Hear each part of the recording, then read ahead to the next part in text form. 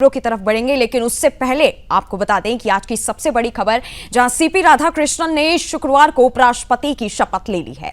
CP Radhakrishnan देश के 15वें उपराष्ट्रपति बने हैं। राष्ट्रपति द्रौपदी मुर्मू राधाकृष्णन को राष्ट्रपति भवन में उपराष्ट्रपति पद की शपथ दिलाई। दरअसल सीपी राधाकृष्णन ने मंगलवार को हुए उपराष्ट्रपति चुनाव में संयुक्त विपक्षी उम्मीदवार बी सुदर्शन रेड्डी को हराकर जीत हासिल की। बता दें कि यह चुनाव पूर्व उपराष्ट्रपति जगदीप धनखड़ के 21 जुलाई को अचानक इस्तीफे के बाद आयोजित किया गया था।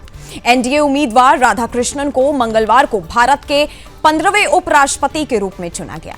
चुनाव के बाद राज्यसभा के महासचिव और निर्वाचन अधिकारी पीसी मोदी ने परिणाम घोषित करते हुए बताया कि 781 सांसदों में से 766 ने मतदान किया, जिसमें 96% से ज्यादा मतदान दर्ज हुआ था।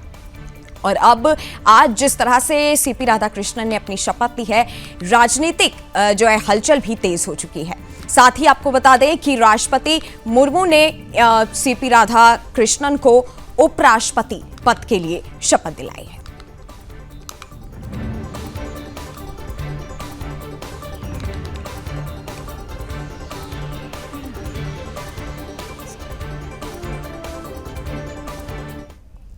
और इसी खबर पर हमारे साथ हमारे संवाददाता सौरभ तिवारी जुड़े हुए हैं दिल्ली से, हमारे ब्यूरो चीफ। सर, सबसे पहले जो आज शपथ हुई है उपराष्ट्रपति पद की, कौन कौन से बड़े नेता वहां पे उस वक्त मौजूद थे? क्या वहां पे प्रतिक्रिया सामने आई लोगों की सीपी राधाकृष्णन जी को लेकर के? जी देखिए, आज प्रधानमंत्री नरेंद्र मोदी, उनके जो मंत्रिमंडल के सहयोगी हैं, चाहे राजनाथ सिंह की बात की जाए, अमित शाह की बात की जाए, कई राज्यों के मुख्यमंत्रियों की बात की जाए, लेकिन वहां पर जो पूर्व उपराष्ट्रपति हैं जगदीप धनखड़, वो मौजूद थे। जाहिर सी बात है कि जो चर्चा लगातार चल रही थी, जो अपोजिशन के लोग हैं वो लगातार सवाल उठा रहे थे कि आखिर जगदीप धनखड़ कहाँ हैं। तो आज जगदीप धनखड़ भी यहाँ पर मौजूद दिखे। और वे जो पूर्व उपराष्ट्रपति थे वेंकैया नायडू, भारतीय जनता पार्टी के कभी राष्ट्रीय अध्यक्ष भी हुआ करते थे, वो भी मौजूद थे। कई राज्यों के मुख्यमंत्री मौजूद थे। तो जाहिर सी बात है, जिस तरह से यहाँ पर जीत हुई है बीजेपी और उनके सहयोगी दलों की, तो एक मनोवैज्ञानिक बढ़त यहाँ पर मिलती हुई दिखाई दे रही है, क्योंकि अब इसके बाद बिहार में विधानसभा के चुनाव होने वाले हैं, कभी भी आचार संहिता लग सकती है।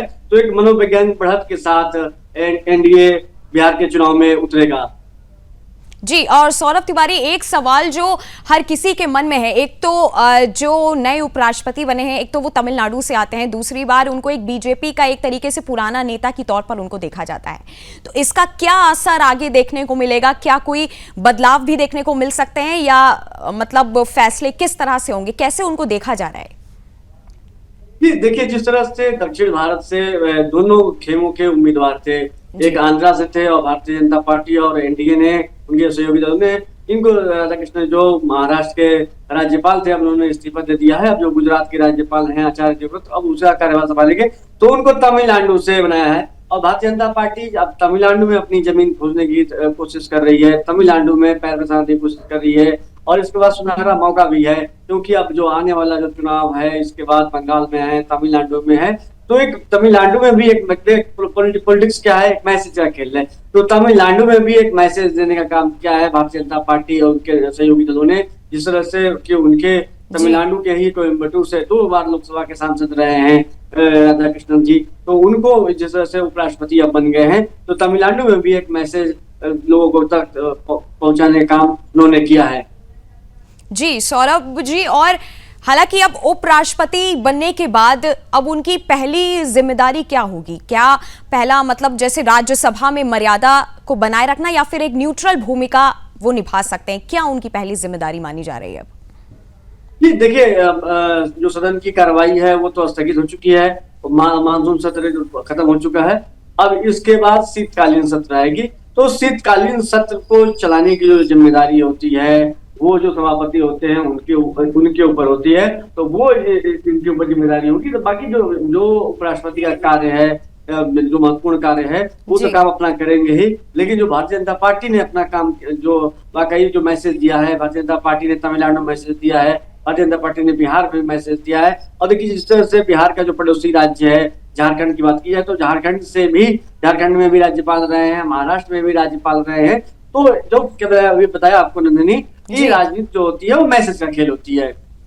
जी, और सौरभ जी, वहां पर विपक्ष की तरफ से क्या प्रतिक्रिया देखने को मिल रही है? क्योंकि एक तरीके से बी सुदर्शन रेड्डी को मात दे करके जो है सीपी राधाकृष्णन ने जो भी अपना वोट है, जो भी अपना पद है, वो हासिल किया है। तो क्या प्रतिक्रिया आपको वहां पे देखने को मिल रही है विपक्ष की तरफ से? क्या उनकी तरफ से बयान आ रहे हैं?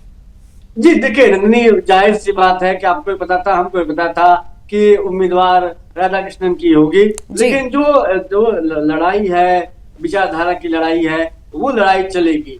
और इससे पहले भी जब भी चाहे मार्केट आलवा हो, चाहे कोई भी उम्मीदवार विपक्ष का रहा हो, तो उनको पता था कि उनका उम्मीदवार नहीं जीतेगा। लेकिन एक तरह से उन्होंने एक मैसेज देने का काम किया कि वो भारतीय जनता पार्टी और एनडीए का वो विरोध करते हैं। तो जिस तरह से अब देखिए क्रॉस वोटिंग को लेकर लगातार बयानबाजी हो रही है, आरोप लगाए जा रहे हैं कि पैसे देकर क्रॉस वोटिंग कराए गए, तमाम तरह की बातें हैं। लेकिन अब देखिए जो चुनाव है, चुनाव खत्म हो चुका है, चुनाव जीत भी गए हैं, अब चुनाव शपथ भी इन्होंने ले लिया है, अब एक संवैधानिक पद पर भी पहुंच गए हैं। तो जाहिर सी बात है कि अब वो भारतीय जनता पार्टी के नेता नहीं है, अब वो देश के उपराष्ट्रपति हैं। उपराष्ट्रपति सबके होते हैं, तो जाहिर सी बात है कि जिस तरह से राजनीतिक बयानबाजी है, वो तो बयानबाजी आपको बिहार के चुनाव में देखने को, सुनने को भी मिलेगा।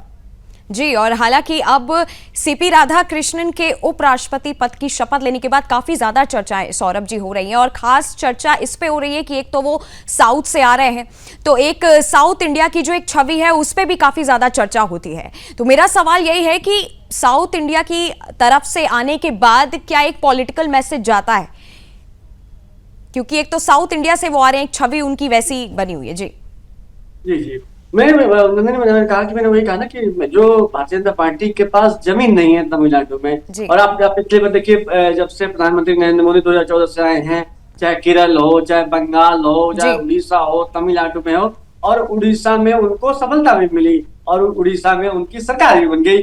अब वही काम भारतीय जनता पार्टी बंगाल में भी कर रही है, क्योंकि 2026 में बंगाल में भी चुनाव है, तमिलनाडु में भी चुनाव है, केरल में भी चुनाव है। तो एक तमिलनाडु सहित साउथ के लोगों को भारतीय जनता पार्टी और एनडीए ने मैसेज दिया है, क्योंकि देखिए केवल भारतीय जनता पार्टी चुनाव लड़ती है, चाहे केरल की बात की जाए, तमिलनाडु की बात की जाए, उड़ीसा की बात की जाए, चाहे पश्चिम बंगाल की बात की जाए, तो उन जगहों पर भारतीय जनता पार्टी चुनाव लड़ती है। और देखिए जो बीजेपी का शीर्ष नेतृत्व है, चाहे प्रधानमंत्री हो, चाहे अमित शाह हो, जेपी नड्डा हो, राजनाथ सिंह हो, नितिन गडकरी हो, उन्होंने सोच समझकर इस बार जो अपने उम्मीदवार का चयन उन्होंने साउथ से ही किया है।